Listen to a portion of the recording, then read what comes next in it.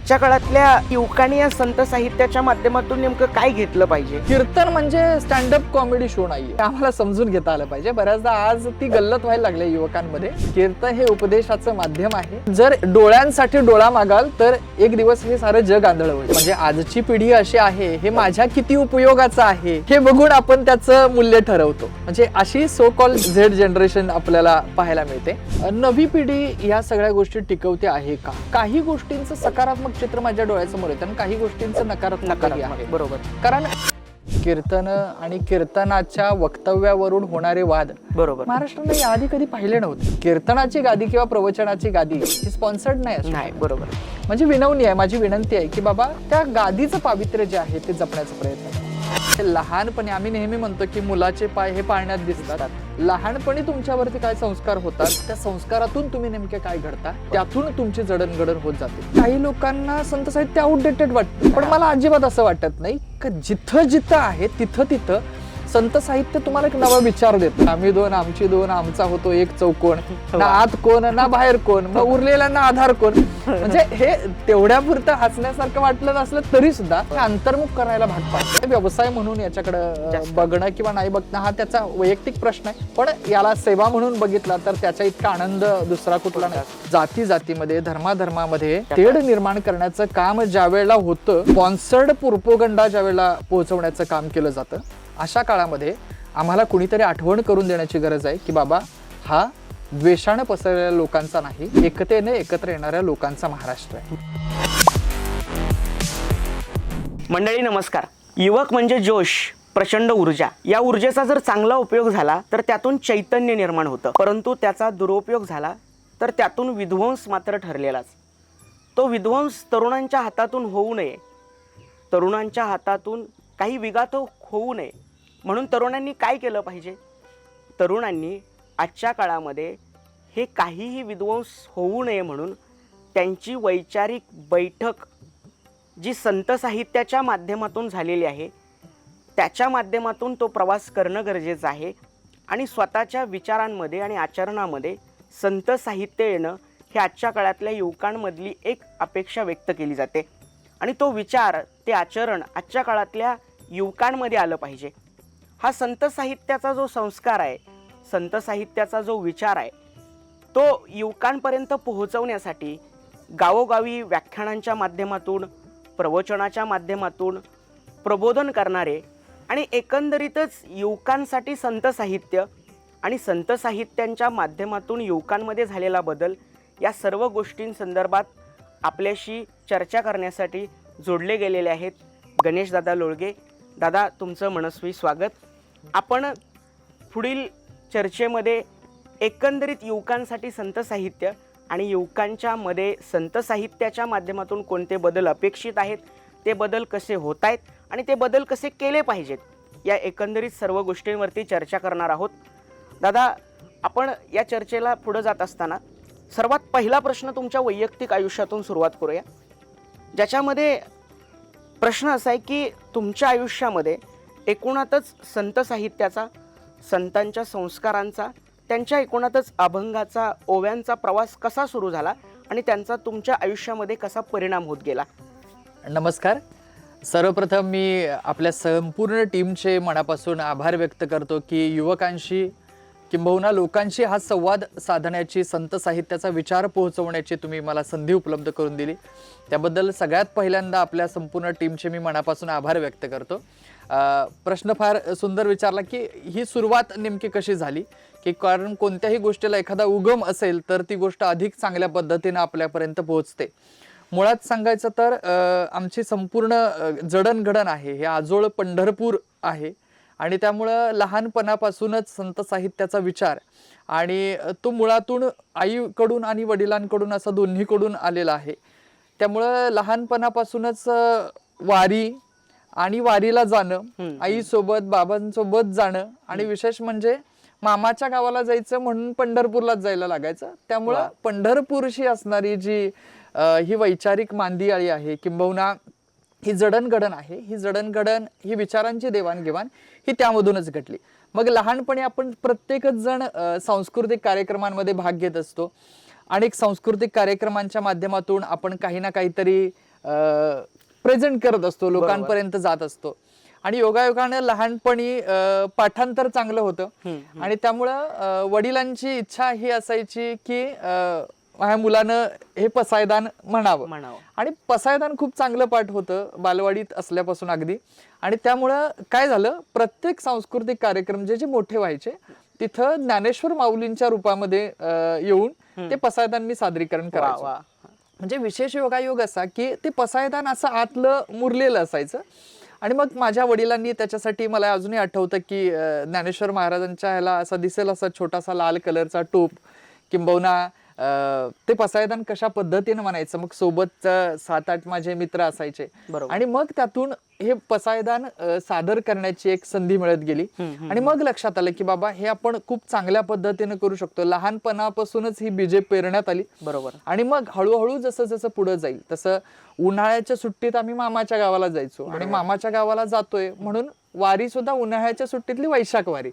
कारण शाळांची परीक्षा झाल्या की बरोबर आपल्याला पंढरपूरला जायला मिळायचं आणि बरोबर तीच वारी यायची. त्यामुळं हे वारीला जाणं नेमकं काय आहे, संतांचा विचार देणं नेमकं काय आहे. म्हणजे आवर्जून मला आणखी एक उल्लेख करावासा वाटेल. मी आणि आमचे 2 मावस भाऊ, कृष्णात आणि ओंकार, आम्ही नेहमी पंढरपूरला जाताना एकत्र जायचो. आणि विशेष म्हणजे माझ्याही पेक्षा त्या दोघांचाही या संत साहित्याचा अभ्यास खूप चांगला आहे. कोल्हापूरमध्ये श्री ज्ञानेश्वर भजनी मंडळ इथं ते सेवा स्वतःचे करतायत. कृष्णात हा स्वतः तबला विशारद आहे. त्यामुळं अनेक कीर्तनांना, अनेक चांगल्या चांगल्या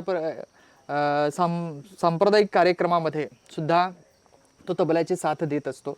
आणि ओंकार हा लहानपणी एकदम आमच्या सगळ्यांच्यातला लहान, पण अगदी पकवाजावरती हात सुद्धा पोहोचायचे नाही त्यावेळेला हा धडपडीने पकवाज वाजवण्याचा प्रयत्न करायचा. म्हणजे त्या छोट्या छोट्या गोष्टीतनं भावाभावांमध्ये एक हे झालं. आणि मग कौतुक म्हणून सांगायचं ना की बाळांनो कीर्तन करून दाखवा. मग आपोआप आमचा कृष्णात असेल, ओंकार असेल, असा आम्ही टाळ घेऊन उभा राहणार आणि मग कुठेतरी आवर्जून एक 10 मिनिटं 15 मिनिटं छोटासा अभंग घेऊन त्याच्यावरचं निरूपण करायला लागायचं. हे कौतुकाच्या गोष्टी होत गेल्या. म्हणजे लहानपणी आम्ही नेहमी म्हणतो की मुलाचे पाय हे पाळण्यात दिसतात. लहानपणी तुमच्यावरती काय संस्कार होतात, त्या संस्कारातून तुम्ही नेमके काय घडता, त्यातून तुमची जडणघडण होत जाते. अगदी थोडक्या पद्धतीनं माझ्याकडं हे कुठूनही उसणं आलं नाही. किंबहुना जवळच्या दररोजच्या जडणघडणीमध्ये हे येत गेलं. आणि म्हणून त्या विचारांचा संस्कार आहे, हा विचारांचा संस्कार झाला. आणि नंतर वक्तृत्व स्पर्धा कालावधीमध्ये जसं फिरत गेलो तसं मग कळालं की आजच्या काळामध्ये या संत विचारांची गरज का आहे, किंवा संतांचा विचार जोपासणं म्हणजे पारायण किंवा याच्यापुरतं मर्यादित नाही, तर माणसांमध्ये हा संतांचा विचार किती रुजलेला आहे, त्यांचे गुण किती आज आपण आत्मसात करतो, हे सगळं आज तरुण पिढीने पाहणं हे अत्यंत महत्वाचं आहे. आणि तुम्ही जो विषय मला सांगितला की युवकांनी या संदर्भात काय केलं पाहिजे, तर आजचा काळ हा असा झालाय की खूप फास्ट फॉरवर्डेड आपण झेड जनरेशन आलेली आहे. आणि मग अशा सगळ्या कालावधीमध्ये खूप इन्स्टंट सगळ्या गोष्टी आपल्याला हव्या असतात. नाही आल्या तर त्याच्याविषयीचा पेशन्स आपल्याकडे नाहीये, संयम त्याच्याविषयीचा नाहीये. आणि मग अशा वेळी संतांच्या म्हणजे प्रत्येक ज्ञानेश्वर माऊलींच्या चरित्रापासून संत जगद्गुरु तुकोबारांच्या याच्यापर्यंत तुम्हाला प्रत्येक ह्याच्यामध्ये याच्यातला एक वेगळा विचार तुमच्यापर्यंत दिसेल. हा संयम टिकवण्याचं काम आणि माणसाला माणूस म्हणून जगवण्याचं काम कुणी केलं असेल तर ते संत साहित्याच्या विचाराने केलं असं माझं ठाम मत. बरोबर आहे. येस, एकंदरीत तुम्ही तुमच्यावरती झालेला संस्कार, त्यातून घडलेले तुम्ही, हे सांगण्याचं काम केलं. तुम्ही बोलताना वक्तृत्व स्पर्धांचा सुद्धा उल्लेख केला. मुळात माझा दुसरा प्रश्न असा आहे की या संत साहित्याच्या विचारांचा, संत साहित्याच्या संस्कारातून जे घडला ते तुम्ही दिसता आहात, परंतु वक्तृत्व स्पर्धेमध्ये या एकूणातच प्रवासाचा तुमच्या वक्तृत्व स्पर्धांच्या प्रवासामध्ये कसा बदल होत गेला? वक्तृत्व स्पर्धांच्या प्रवासामध्ये बदल म्हणजे साधारणतः हे सांस्कृतिक कार्यक्रम वगैरे मी जसं सांगत गेलो तसं शालेय काळामध्ये हे करायचो. त्यावेळेला लिखाणाची चांगली आवड होती, निबंध छान लिहायचो, पण वक्तृत्व त्या काळात एवढं जमत नव्हतं. आणि 9वी-10वीला असल्यापासून मग हळूहळू वक्तृत्व आणि वक्तृत्वाची रुची वाढायला लागली. मग अनेक वक्तृत्व स्पर्धा कळायला लागल्या. मग बऱ्याच ठिकाणी गावागावांमध्ये जायचो. त्यावेळेला संत साहित्य, आपण एखादा विषय तयार करायचा म्हणजे तो खूप अभ्यासानं जर तयार करायचा असेल तर तो खूप लॉंग टर्म किती चालणार आहे असं बघतो साधारण.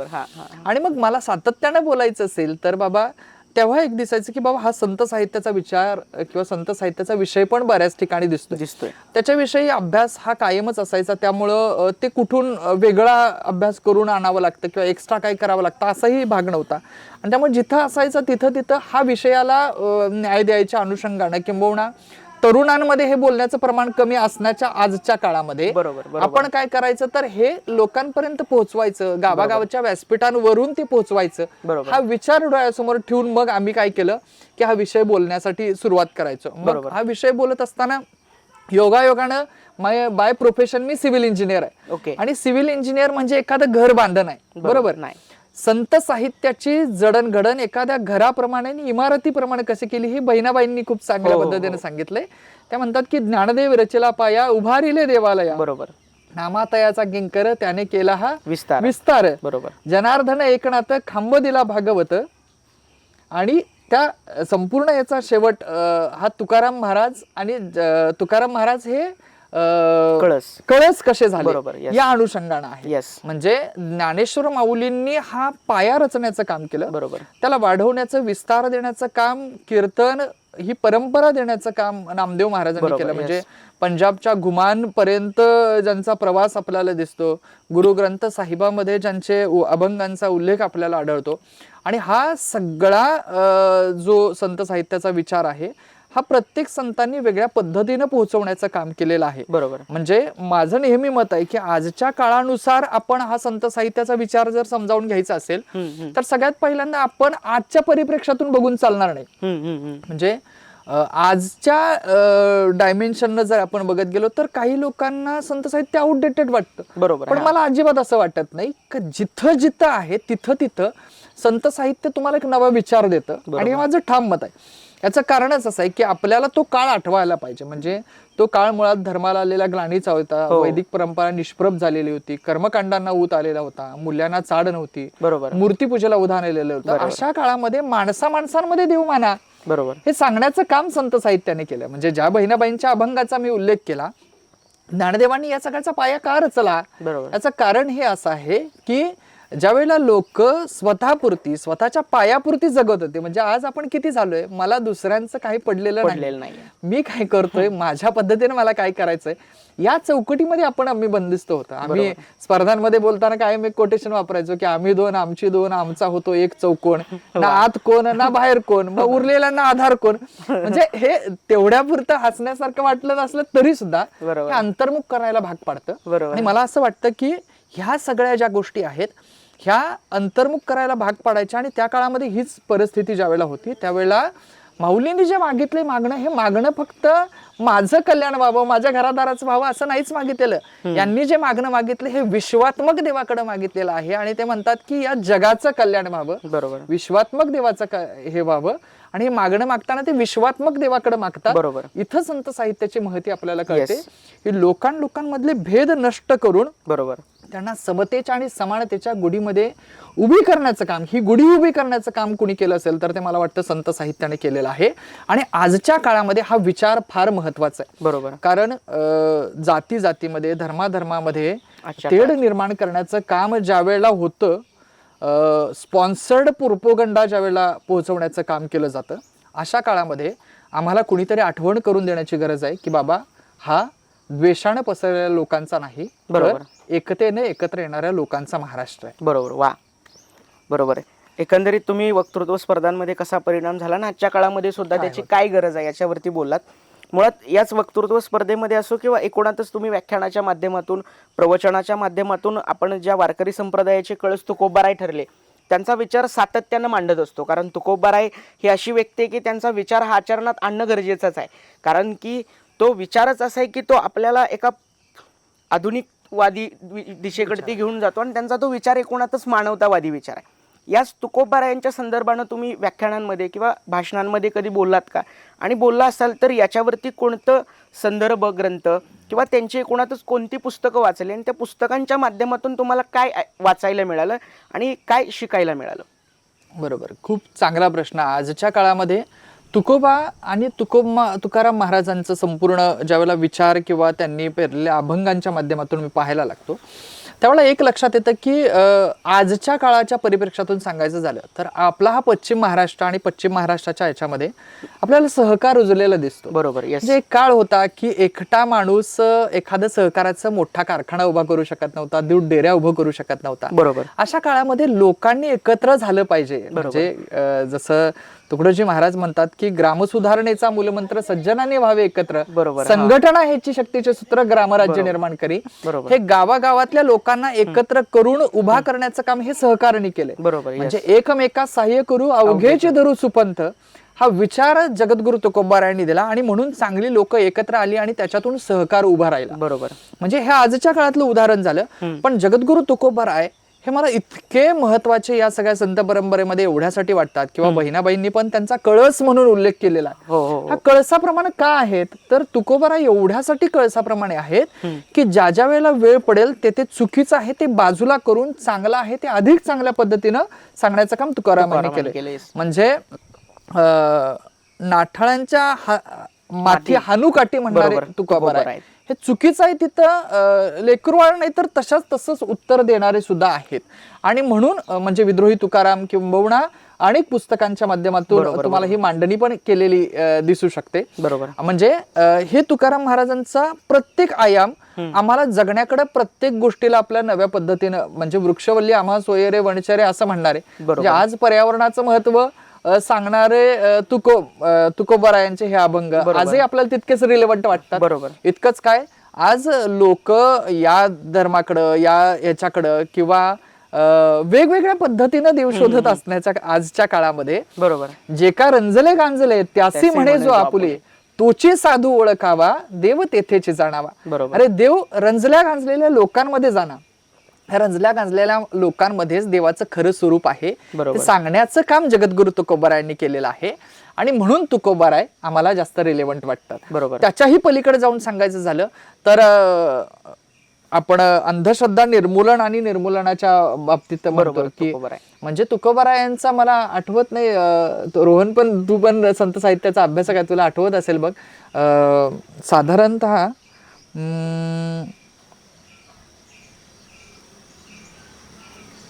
त्या ह्याच्यामध्ये पण ते सांगतात की बाबा म्हणजे आता थोडक्यात जुन्या काळामध्ये नारू नावाचा रोग येतो. पाया झाला नारू तेथे न बांधार कापुरू तेथे बिबव्याचे काम अधम असे ते अधम. बरोबर. असं म्हणत पाखंडाचं खंडन करण्याचा महामंत्र सुद्धा जगद्गुरु तुकोबाराय देतात. आणि म्हणून बहिणाबाईंना या सगळ्याचे कळस तुकोबाराय केले असतात.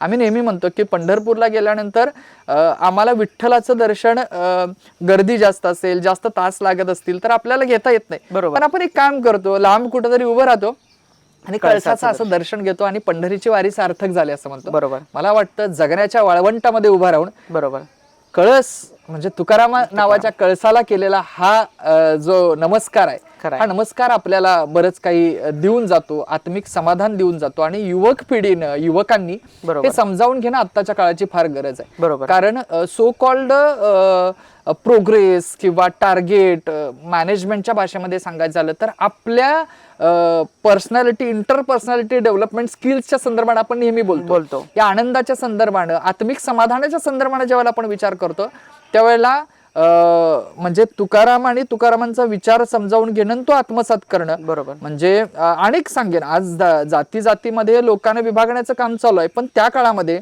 म्हणजे खूप चांगली मांडणी करण्याचं काम अनेक युवक पण करतायत. म्हणजे त्यातलं एक नाव मला आवर्जून घ्यावं लागेल. होय होय वारकरी हे पुस्तक ज्यांनी लिहिले ते ज्ञानेश्वर बंडगर. ह्या संत परंपरेचा संपूर्ण वापर किंबहुना संत परंपरेची संपूर्ण मांडणी नव्या काळाच्या अनुषंगानं काय आहे खूप सुंदर मांडणी त्यांनी त्या पुस्तकामध्ये केली आहे. सदानंद मोरेंचं तुकाराम दर्शन नावाचं पुस्तक आहे. तुकारामांना मध्यभागी ठेवून त्यांनी या सगळ्याची मांडणी केलेली आहे. हे कधीतरी वाचलं पाहिजे. मुळात आमचा आज स्क्रीन टाइम वाढलाय पण युवकांना विचारतो की तुमचा रिडिंग टाइम किती आहे तर तिथं मुलांची उत्तर प्रश्नचिन्हांसारखी येतात. बरोबर. तिथं जर वाचलं आणि नाही वाचता आलं तर आपली ही माध्यमं आहेत या पॉडकास्टच्या माध्यमातून का होईना हा विचार आपल्याला समजून घेता आला पाहिजे. त्या विचारांच्या माध्यमातून आपल्याला काहीतरी या संत साहित्याने जे मूळ आपल्याकडे पेरलेलं आहे बरोबर. ते पेरलेलं समजावून आपल्याला घेता आलंय. बाबूराव बागुल ज्याप्रमाणे म्हणतात की आजही तुकोबाची विना हाती घेईन म्हणतो आणि समतेचं समानतेचं गीत गाईन म्हणतो. 21व्या शतकामध्ये सुद्धा आम्हाला समतेचं समानतेचं गीत गाण्यासाठी तुकोबारायांची गाथा आणि तुकाराम महाराजांचा अभंग त्यांचा विना आठवत असेल तर हा काळाच्या पुढेही जाणारा, कालातीत राहणारा आणि चिरंतन राहणारा हा तुकारामांचा विचार किती महत्वाचा आहे हे लक्षात येतं. म्हणजे कुसुमाग्रज पण फार सुंदर लिहितात की तुक्याचे ते मन तुक्यालाच ठावे वादळांचे थवे माळणारे, तुक्यालाच ठावी तुक्याची ती वाट वेदार्थाच्या गावी पोहोचणारी. म्हणजे हे तुकाराम महाराजांचे जे सामर्थ्य आहे, हे विचारांचं सामर्थ्य आहे, ते तुकाराम महाराजांनी ह्या अभंगातून रचलेलं आहे. म्हणजे आवर्जून ज्याचा उल्लेख करत मगाशी होतो मी, आज गावागावांमध्ये आपण बघतो कीर्तन प्रवचन चालू असतात, एखाद्या मंदिरामध्ये अभंग चालू असतो, त्यावेळेला आपल्याला माहिती नसतं की बाबा हा कुठल्या जातीचा आहे, हा कुठल्या धर्माचा आहे. हा लोकांना याला अभंगांची आवड आहे, याला संत साहित्याची आवड आहे, याला भजन करायला आवडतं म्हणून अनेक लोक तिथं येतात. बरोबर. म्हणजे आम्ही पण सगळे जे आहे आमच्या गावामध्ये तिळगुळवाडा नावाचा आहे आमचा मठ, तर तिथं पण जाऊन ग्रंथ रूपामध्ये आम्ही ज्ञानेश्वर माऊलींची पूजा करतो, विठ्ठलाची पूजा करतो आणि त्या माध्यमातून हा विचार आजच्या काळातल्या लोकांपर्यंत पोहोचवता येतो. म्हणजे माणसांची गर्दी असण्यापेक्षा फार दर्दी माणसं असतात, आपल्याला जसा वेळ मिळतो तशी लोक तिथं येतात आणि त्या माध्यमातून हा विचार मांडण्याचा प्रयत्न करतात. तुकोबरायांनी सुद्धा नेमकं हेच केलंय. म्हणजे नावची माळी नावाचा माळी, संताजी देहूकर नावाचा ब्राह्मण, हे मुद्दाम म्हणून जातीच्या नाव, अलगरशाह फकीर नावाचा मुसलमान. आज जातीपातीची नावं घेऊन मला हायलाइट करायचं नाही, पण वेगवेगळ्या जातीतल्या धर्मातल्या लोकांना पण आपल्या कीर्तनासाठी एकत्रपणे उभं करून जातमुक्तीचा पहिला सांस्कृतिक प्रयोग करण्याचं काम जर कोणी केलं असेल तर ते जगद्गुरु तुकोबरायांनी केलेलं दिसतं. आणि म्हणून आजच्या काळामध्ये तुकाराम महाराजांचं हे साहित्य, तुकाराम महाराजांचे अभंग किंबहुना गावागावामध्ये गाथेची पारायणं होतात, ज्ञानेश्वरीची पारायणं होतात. या पारायणांच्या माध्यमातून मुख्य जो विचार पेरायचा आहे, हा विचार हा या संस्कृतीचा किंबहुना या तुकाराम महाराजांच्या विचारांचा आहे असं मला ठाम वाटतं. बरोबर बरोबर. एकंदरीत तुम्ही मगाच्यापासून जे काय एकंदरीत संत साहित्याचा संस्कार आहे, विचार आहे आणि तुकारामांचा जो विचार आहे ते आपण इथपर्यंत बोललो.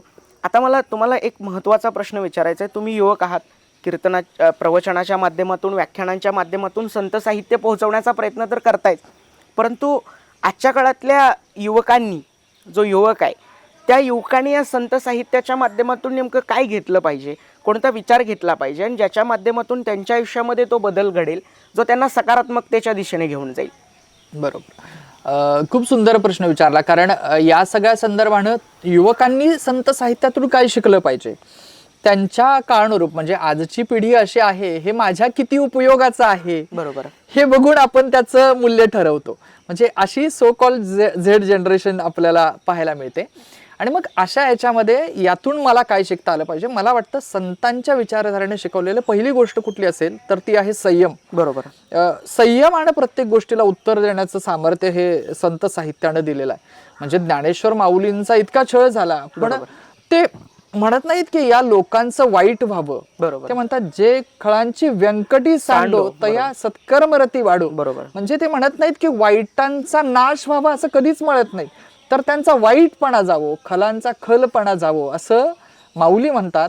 इथं आम्हाला कळतं की संत साहित्याचा विचार करा. बरोबर. आज सहजपणे एखाद्या शब्दाला शब्द वाढत मारामारी झाली आणि मुलं भांडणापर्यंत पोहोचली. म्हणजे आता मी कॉलेजमध्ये प्राध्यापक म्हणून कार्यरत आहे. बरोबर. तेव्हा बघतो ना, छोट्या छोट्या गोष्टींना पण मुलं ज्या वेळेला एका टोकाच्या याला घेऊन जातात, त्यावेळेला आम्हाला सांगायला हवं की बाबा रे, त्यानं तुझ्याबद्दल असा विचार केलेला आहे, म्हणजे तूही त्याच्याबद्दल तसाच विचार केला. म्हणजे आम्ही नेहमी म्हणतो की जर डोळ्यासाठी डोळे मागाल, गांधींचा विचार आहे ना, बरोबर, जर डोळ्यांसाठी डोळा मागाल तर एक दिवस हे सारं जग आंधळ होईल.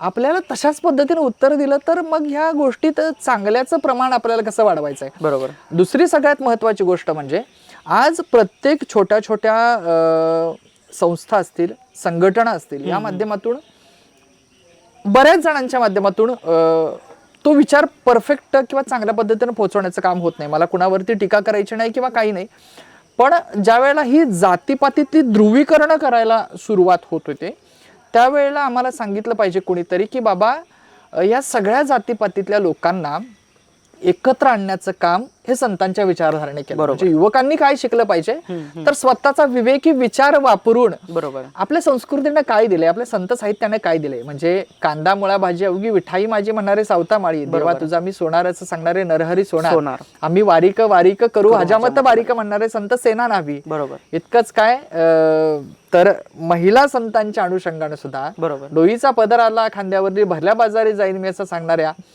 संत कवयित्री असतील, किंबहुना वयाने लहान पण ज्ञानाने महान असणारी ताटीच्या अभंग लिहिणारी मुक्ताई असेल. म्हणजे चूल आणि मूल याच्यापेक्षा बाहेर पडून भक्तीचा अधिकार या संत साहित्यानेच दिलेला आहे. आधुनिक काळामध्ये स्त्रीवादी विचार मांडत असताना मुलींनी किंबहुना युवकांनी सुद्धा हा विचार आत्मसात करणं आत्ताच्या काळाची गरज आहे. बरोबर. आणि हे म्हणजे एक कुंपण, घराला असलेलं कुंपण ओलांडून आपण जसं बाहेर जातो तसं संत साहित्य हे जगाचे द्वार आपल्याला खुलं करून देतं असं माझं ठाम मत आहे. बरोबर. त्यामुळे पहिली गोष्ट मला असं वाटतं युवकांनी शिकली पाहिजे ती म्हणजे संयम. बरोबर. आणि म्हणजे जगद्गुरु तुकोबारायाने सुद्धा म्हणजे कुठलाच संत असे झालेले नाहीत की ज्यांनी नवी मांडणी केली आहे त्यावेळेला त्यांना समाजाच्या रोषाला सामोरं जावं लागेल.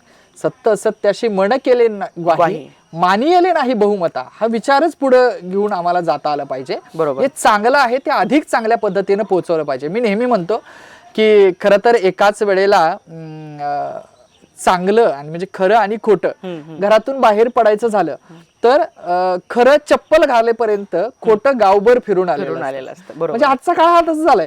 एखादी वाईट गोष्ट झाली की लगेच व्हायरल होते, बरोबर, पटकन पसरते. बरोबर. पण चांगल्या गोष्टी तितक्या स्पीडने पसरतात का? नाही. याचं उत्तर नाही येतं. हे काय आम्हाला नेहमी संत साहित्य हेच सांगतं की बाबा आपल्याला आपली रेषा मोठी करायची असेल तर आपल्याला दुसऱ्याची रेष पुसून काहीच उपयोग नाही. बरोबर. आपल्याला आपली रेष अधिक चांगल्या पद्धतीने वाढवता यायला हवी. मला वाटतं युवकांनी हाच विचार आजच्या काळामध्ये रिलेव्हंट म्हणून समजून घ्यावा. तो विचार आत्मसात करावा. तो फक्त आजच्या काळामध्ये पिढींच्या याच्यामध्ये हस्तांतरित होत असताना बरोबर माणसाने माणसाशी माणसासम वागणे हा विचार कोण देत असेल तर ते संत साहित्यच देतात. हा विचार जपणं ही जबाबदारी मी म्हणतो हे आजच्या काळातल्या तरुण पिढीवरती आहे. ती आत्मसात करणं ही आत्ताच्या काळाची गरज आहे. बरोबर. म्हणजे दादा तुम्ही बोलताना संत साहित्य आणि एकूणातच संस्कार, तरुणांवरती झालेला संस्कार हे बोललोच. तुम्ही मगाशी बोलताना ज्यावेळेस तुमची जडणघडण सांगत होता त्यावेळेस तुम्ही असा उल्लेख केला की घरामध्ये वारी, आजोळ, पंढरपूर आणि एकंदरीत आईवडिलांनी ती वारी अनुभवली. आता आपण त्याच्याबद्दल बोलूयात. एकंदरीत वारीबद्दल तुम्ही बोलला, वारीबद्दल तुम्ही ऐकलं असेल, वाचलं असेल, तर एकूणातच तुम्ही वारी या संदर्भात काय बोलाल? आणि वारी अनुभवली जरी असली किंवा अनुभवली जरी नसली तरी अनुभव पाहणाऱ्या माणसांना तुम्ही वारीबद्दल काय बोलाल? आजच्या काळामध्ये वारी आणि वारीचं महत्त्व काय आहे किंबहुना तरुणांना काय वाटतं या संदर्भाने खूप चांगला प्रश्न विचारला. म्हणजे खरंच आहे आजच्या काळात असं वाटतं की बाबा पायी चालत जाणं म्हणजे नेमकं काय आहे. बरोबर. आजच्या काळात वाहनं एवढी उपलब्ध असताना लोक एवढी वारी का निष्ठेनं करतात. बरोबर. म्हणजे आजही कित्येक जण आम्ही पाहतो की गावामध्ये अनेक ठिकाणी प्रवचनांना वगैरे जातो ना त्यावेळेला साधारण जेमतेम 25-30 आपण तरुण पण एवढं सगळं करत असताना काही महिला येतात म्हणतात की मी 30 वर्षापासून न चुकता माझी तुळस आळंदीवरून पंढरपूरला नेते. बरोबर. 30 वर्षापासून मी हे केलेली आहे वारी.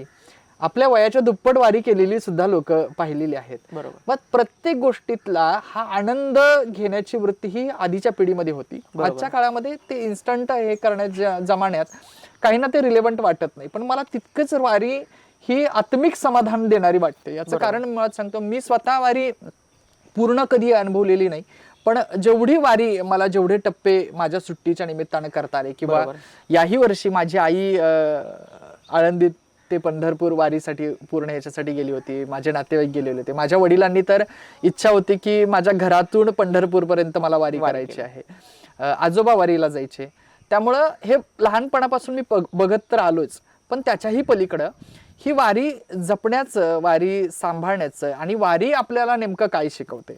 म्हणजे नामदेव महाराजांची एक सुंदर ओळ आहे की नामा म्हणे ग्रंथ श्रेष्ठ ज्ञानदेवी एकतरी ओवी अनुभवावी.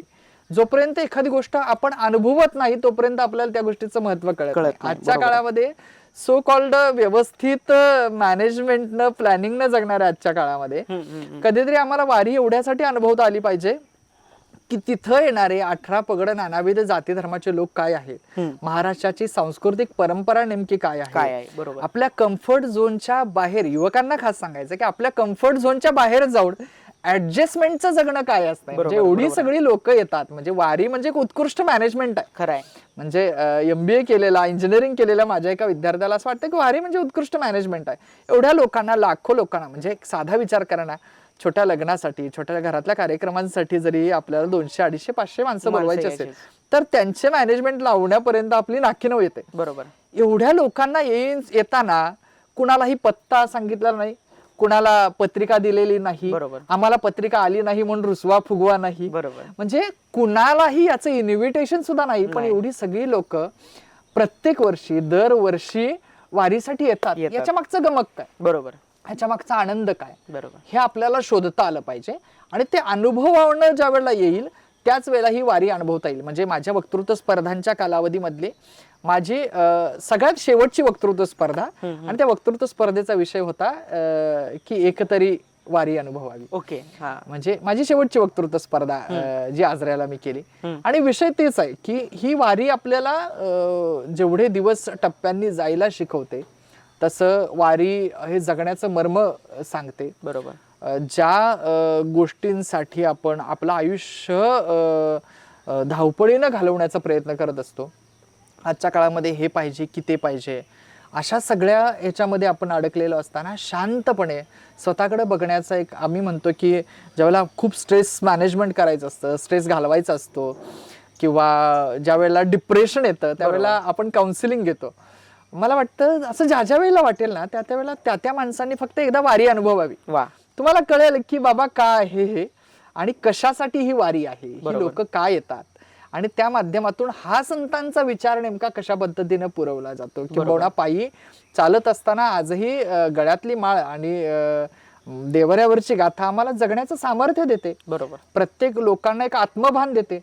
आजच्या युवकांना सांगायचं झालं तर या गोष्टी आम्हाला कॉन्फिडन्स देतात. बरोबर. म्हणजे असं वारीचं प्रत्येकाला उमगर असं वेगळं स्वरूप आहे. म्हणजे परत जाण्याची वारी तर ही आहेच, बरोबर, पण परत येण्याची वारी ही वैराग्याची वारी आहे. वा.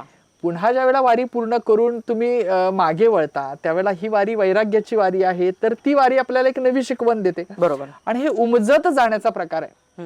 ज्यावेळेला आम्ही प्रवचनांच्या माध्यमातून एखादी ओवी सोडवण्याचा प्रयत्न करतो, त्यावेळेला आजच्या काळामध्ये हे संतांचं साहित्य किंवा संतांचा विचार हा आजच्या काळाच्या रिलेव्हंट ज्या वेळेला पोहोचवायचं असेल, काही युवक प्रवचनाला आले असतील तर ज्या वेळेला मी प्रवचनाला जातो तर यांना नेमकं काय अपेक्षित आहे या दृष्टिकोनातून सांगता, म्हणजे काळाचा बदल आपल्याला स्वीकारता आला पाहिजे, त्या स्वीकारणाऱ्या त्या बदलांना अनुषंगाने आपल्याला ते सांगता आलं पाहिजे, आणि युवक पिढीला ते नेमकं तेच हवं आहे. बरोबर. त्यामुळे वारीची अशी बरीच रूपं आहेत.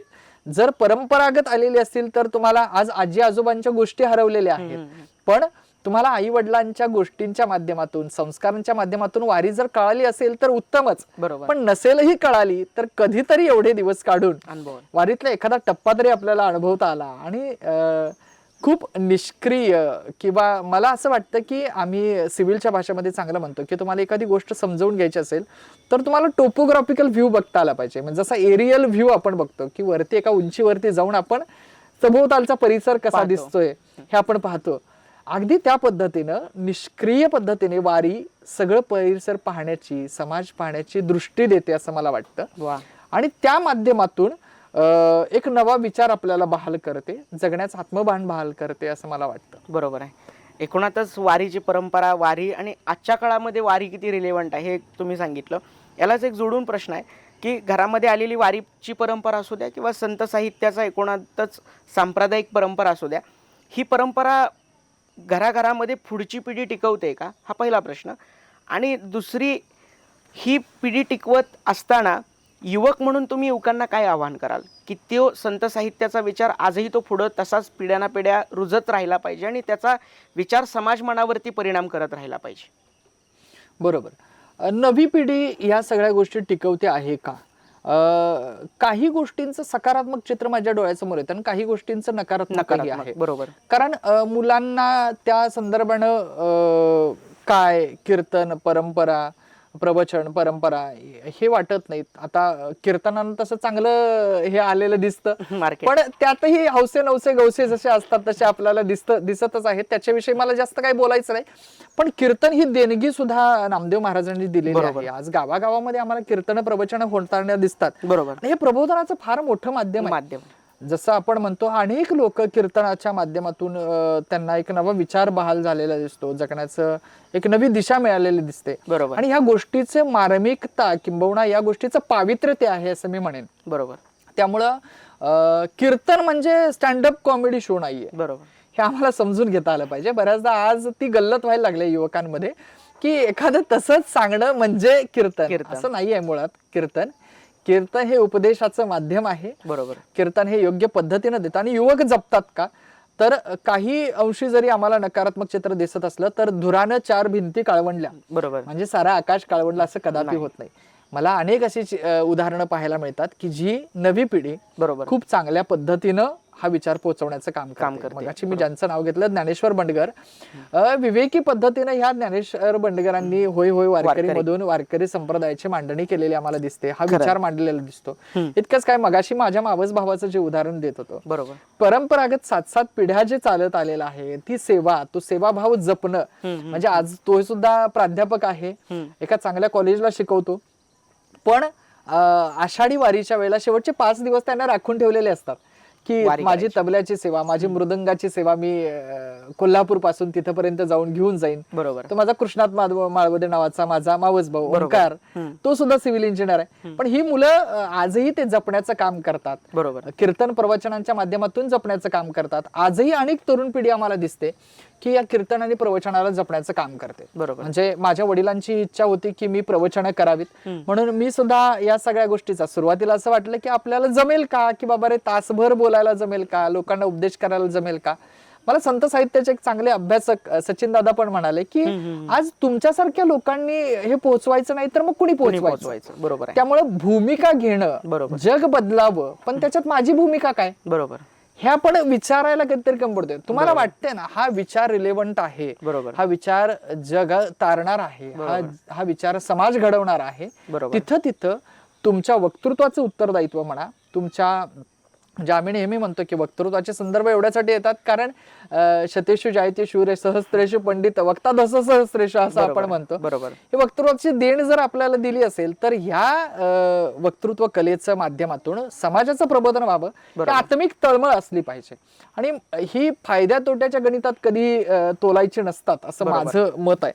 कारण प्रवचनांना आजच्या काळामध्ये गेलं आणि तिथनं मिळणारी मानधनं आणि so called cost benefit ratio मध्ये जर आम्ही बसवायला गेलो तर हा विचार जिवंत राहणार नाही. म्हणजे आजच्या काळात हा विचार जिवंत ठेवायचा असेल तर आपली भूमिका म्हणून आपल्याला हे देता आलं पाहिजे. मी माझ्या जवळची उदाहरणं दिलीत. अनेक चांगली पिढी आहे की जी पिढी परंपरागत असणारा हा विचार जपण्याचं काम करते. पण मला त्यांना सुद्धा सांगणं आहे की काळाबरोबर बदलत असताना नव्या बदलाची जी आव्हानं आहेत, ही आव्हानं सामोरं जात असताना आपल्याला आपला विचार ही नव्या काळांच्या किंवा नव्या डायमेन्शन युवकांपर्यंत पोहोचवण्याचं आव्हान आपल्याकडे आहे. बरोबर. कारण मगाशी जसं म्हटलं मी की आपल्याला चांगल्या गोष्टी ह्या अधिक चांगल्या पद्धतीने पोहोचवायच्या असतील तर वाईट जसं जास्त स्पीडनं पोहोचते ना, तसं आपल्याला चांगलंही अधिक स्पीडनं पोहोचवता यायला हवं. तर आणि तरच हा विचार चिरंतर टिकणारा आहेच. तर आपण त्याच्यातले नाममात्र आहोत. म्हणजे आपण म्हणतो की आम्ही काय आहोत तर त्यातलं एक छोटासा धागा आहोत. बरोबर. आम्ही काय आहोत तर त्याच्यातलं एक छोटस खारीचा वाटा उचलणारी माणसं आहोत. बरोबर. आणि हे जपणं हे आजच्या युवकांना जपलं पाहिजे. आणि सकारात्मक पद्धतीने जपणारे अनेक लोक दिसत आहेत आणि त्यांच्यामुळे हा विचार जपला जाईल याची मला ग्वाही आहे, खात्री आहे. बरोबर. आणि हे 100% होत राहील असं मला वाटतं. वा वा. एकंदरीत आपण आता या चर्चासत्रामध्ये, या चर्चेमध्ये एकंदरीत आपण आता उत्तरार्धाकडे वळतोय. आता तुम्हाला जसा मी वैयक्तिक प्रश्न या चर्चेच्या सुरुवातीला विचारला होता, तसा एक तुम्हाला अजून एक वैयक्तिक प्रश्न असा विचारायचा आहे की वक्तृत्व स्पर्धेमध्ये बोलत असताना तुमची ओळख संत साहित्यावरती बोलणारा वक्ता किंवा संत साहित्याच्या संदर्भाने जास्तीत जास्त विचार मांडणारा वक्ता अशी होते.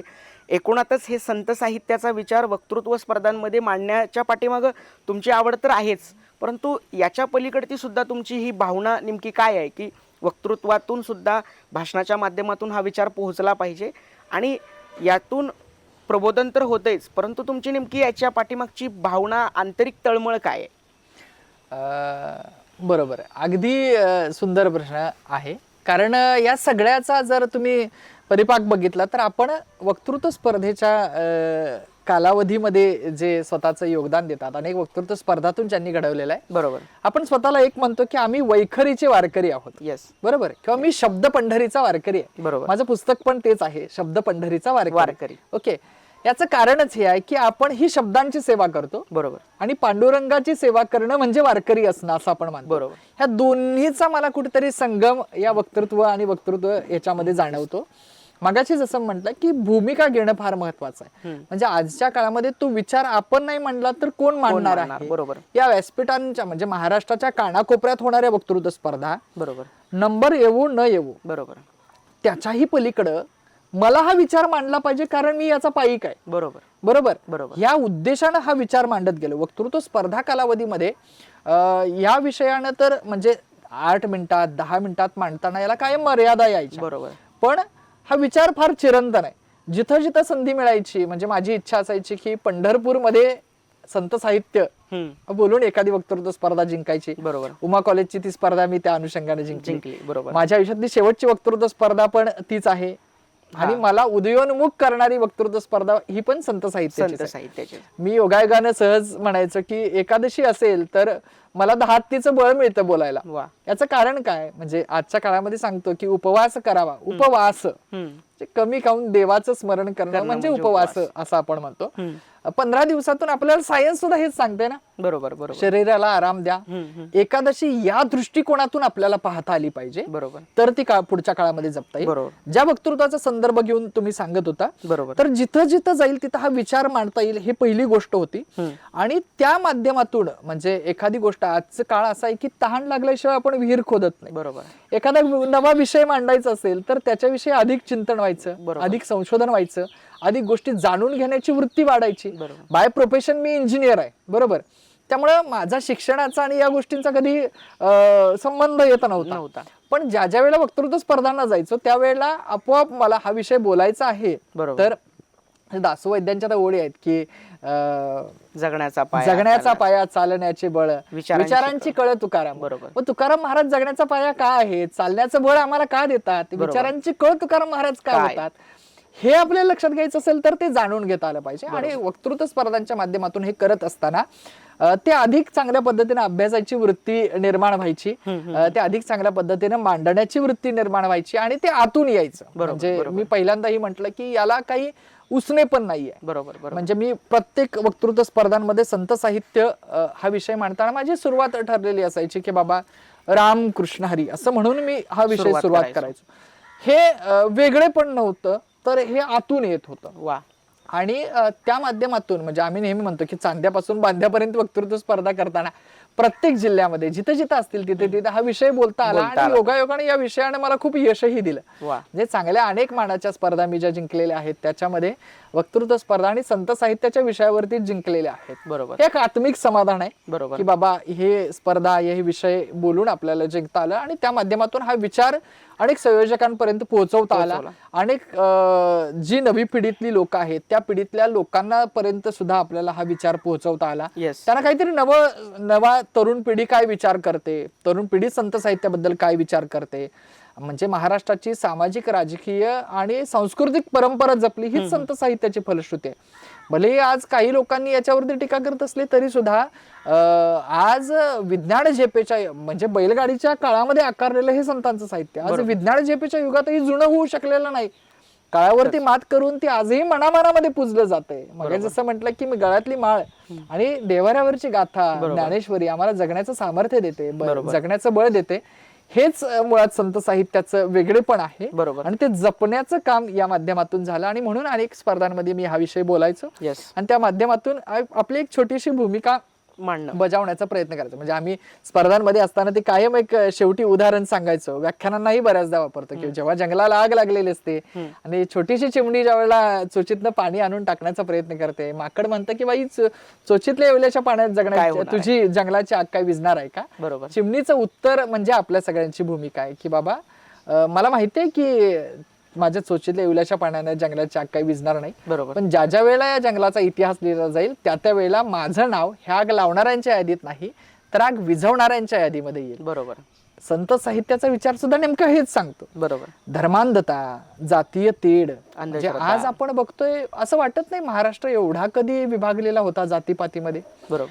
लोक विविध जातीचे लोक एकत्र यायचे, तशा ह्यानं हे करायचे. आज लोक जातीच्या लेबलवरून ओळखायला लागलेले आहेत. बरोबर. म्हणजे इतकं वेगळं रूप आलेलं असताना या काळाला नवी संजीवनी म्हणजे मला संतांचा विचार वाटतो. बरोबर. आणि ते म्हटलं ना, ती चिमणीची भूमिका म्हणजे आपली भूमिका आहे. बरोबर. ह्यानं काय फरक पडेल मला माहिती नाही, पण मला माझी भूमिका बजावणं गरजेची वाटते. ती बजावण्यासाठी मी सज्ज आहे आणि मला काही झालं तरी ती बजावायची आहे. बरोबर. या भूमिकेतून युवकांनी याच्याकडे पाहिलं तर ते अधिक चांगलं होईल असं मला वाटतं. बरोबर. दादा, आपण आता एकंदरीत या चर्चेमध्ये तुम्हाला एक शेवटचा प्रश्न आहे, आपण याच्यानंतर थांबणार आहोत.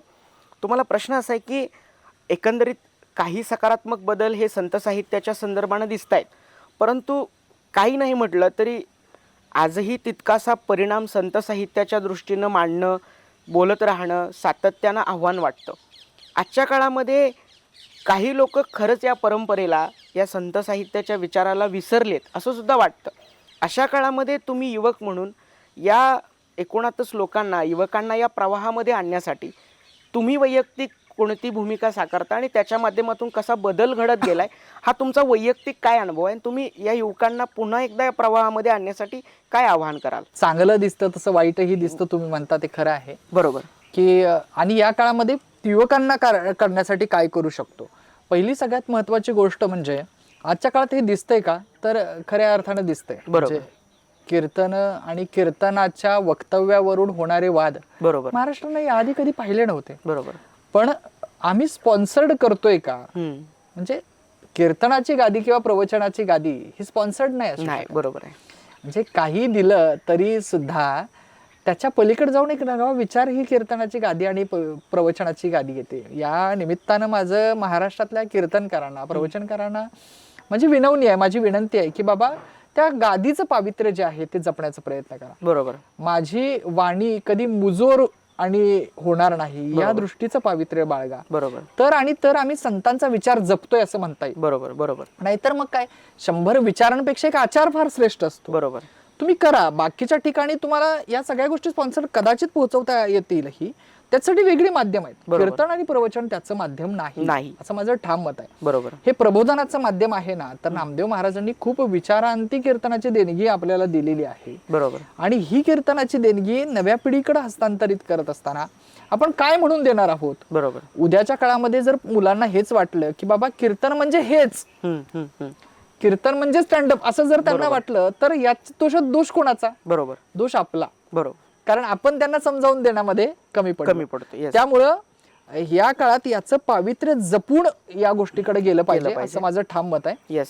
आणि दुसरी सगळ्यात महत्वाची गोष्ट म्हणजे आपण काय करतो.